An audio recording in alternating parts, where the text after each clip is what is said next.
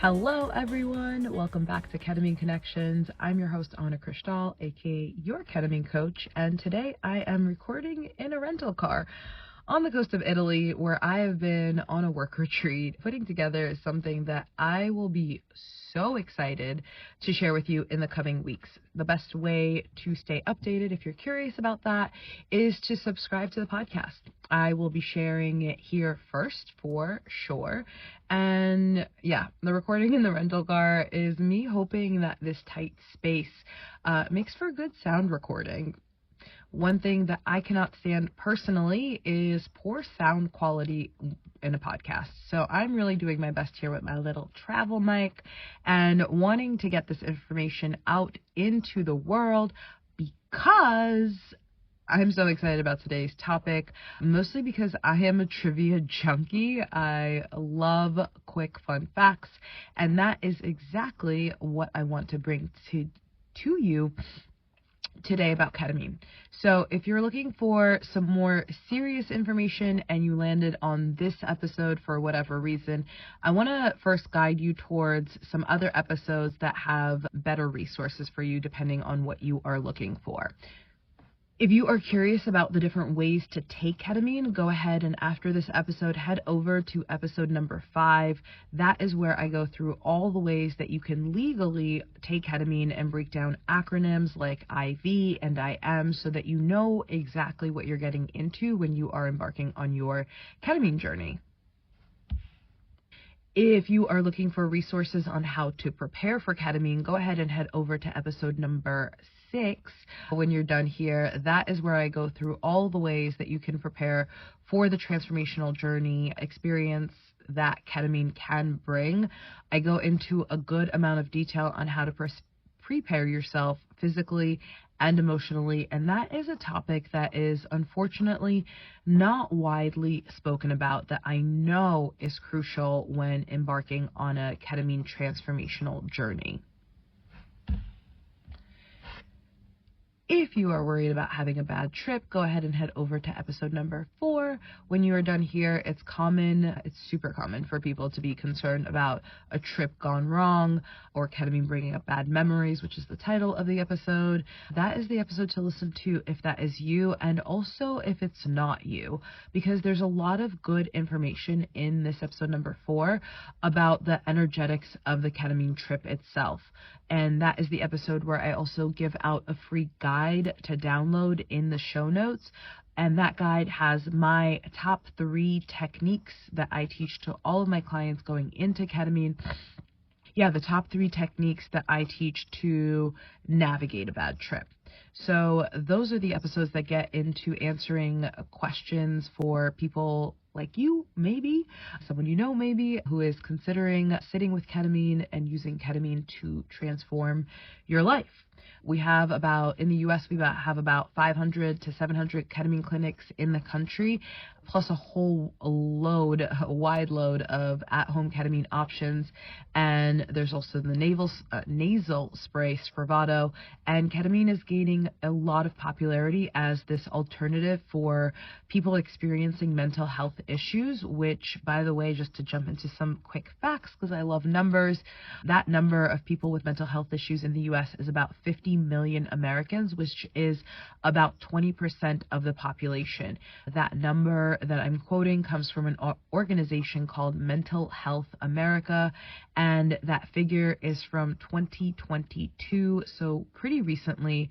I already spoke about mental health statistics being on the rise in episode number 2, where I introduced the podcast, so you're also welcome to revisit that episode for more about numbers. I love numbers. Like I said, trivia, numbers, love it.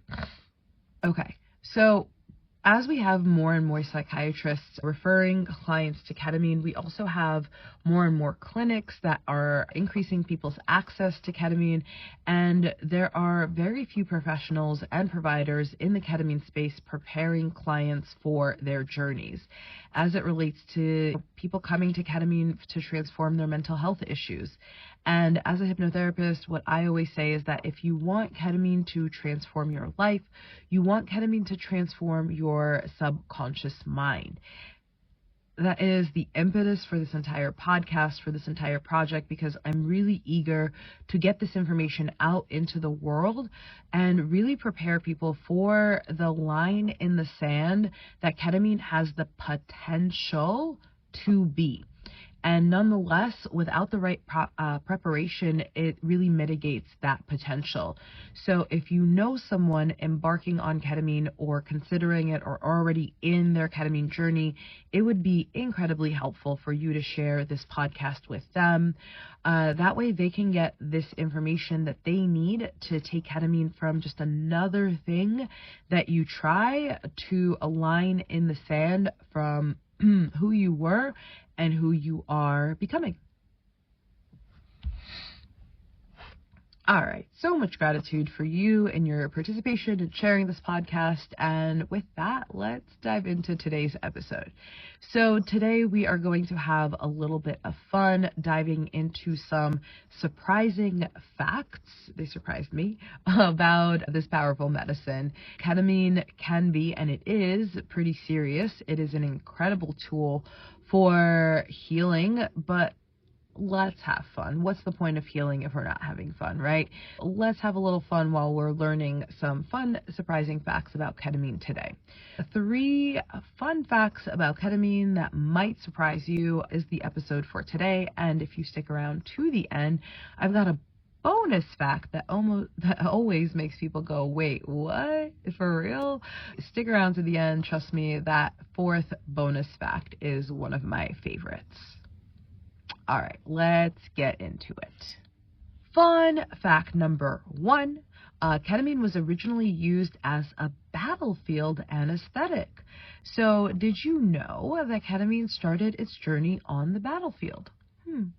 Back in the 1960s and 70s, it was widely used as an anesthetic during the Vietnam War. It was a huge game changer because it could put soldiers under fast while not causing any issues with breathing, which is often a risk with other anesthetics. It literally saved lives out on the battlefield. How did it go from battlefield medicine to mental health therapy? That also relates to the battlefield. Doctors started noticing that people who received ketamine during surgeries had unexpected emotional benefits. They were not just recovering from the physical pain of the surgery, they were also feeling better mentally and emotionally too. And that is when researchers realized this was not just about blocking the physical pain, that it was doing something wild to the brain, specifically especially associated with areas connected to mood and depression. So I think that's pretty wild that something that started as a quick fix on the battlefield has turned into a key player in current modern day mental health. And this is also how we get into different uses of ketamine. Ketamine is still officially used as an anesthetic, but using it off-label, as they say in the Western medical world, is how ketamine became the first federally legal psychedelic in the U.S. Which is a great segue to fun fact number 2, and that ketamine is the only federally legal psychedelic in the U.S. So if you're curious about psychedelics, they're really popular right now, I know, and ketamine is currently, at the time of this recording, the only psychedelic that is fully legal and accessible for mental health treatment in the U.S., again, on a federal level. A lot of people are talking about other psychedelics in this psychedelic renaissance that we are experiencing. People are talking about psilocybin, which is magic mushrooms, funky mushrooms, whatever you want to call them, MDMA, MDA, ayahuasca. These are all substances that are showing amazing promise, but right now they're still in the research phase and in clinical trials in the U.S. And at the time of this recording, in late summer 2024, it feels like other psychedelics being federally officially legal is, it's feeling the furthest away. So if you're looking for a safe, legal option to explore the benefits of psychedelic, ketamine is the one you can do without any legal gray area. And let's face it, when you are already on a healing path, do you really want to deal with legal headaches, potential drama? Probably not. Ketamine clinics are popping up all over the country. You don't need to go on some epic quest, maybe to a different country, maybe to a dark cave. You are able to use it as in a regulated place to start your healing journey casually. Ketamine brings the power of psychedelics into your backyard, and I think that's really cool. So if you want to hear about the benefits of working with a legal psychedelic, then go ahead and hit subscribe to the podcast, because I've already recorded an episode that is going to release in the coming weeks that is all about the benefits of working with ketamine as a legal psychedelic, as opposed to other psychedelics that, because they are not legal in the US, some potential drama. Okay. Fun fact number 3, I love this fact, and that is that ketamine is considered a basic human right by the UN. How cool. This one might surprise you. I know it surprised me that ketamine is actually on the World Health Organization's list of essential medicine, and the United Nations considers it a basic human right. That means that all countries all over the world, regardless of where they are or where they are in ranking, are required to ensure that they have access to ketamine. And it's largely because of its importance as an anesthetic. There's something even more incredible in that groups it into this category, and that is that ketamine is so safe that it is used in pediatric care, which is pretty incredible. Doctors often rely on it when they are performing surgeries or procedures on children, because it doesn't suppress the breathing, right? As I said in fun fact number 1, the way that other anesthetics might do. And so this safety profile is one of the reasons that ketamine has, especially in places where access to advanced medical supplies might be limited. In these situations, ketamine becomes a really huge life-saving solution. And not just for adults, right? But for the for children as well. So even though on this podcast what we're talking about is using ketamine for mental health, the fact that its global impact goes way beyond that is a lifesaver, both physically and mentally, whether you are in a high-tech hospital or an under-resourced clinic. Ketamine is really proving itself to be indispensable, here we go.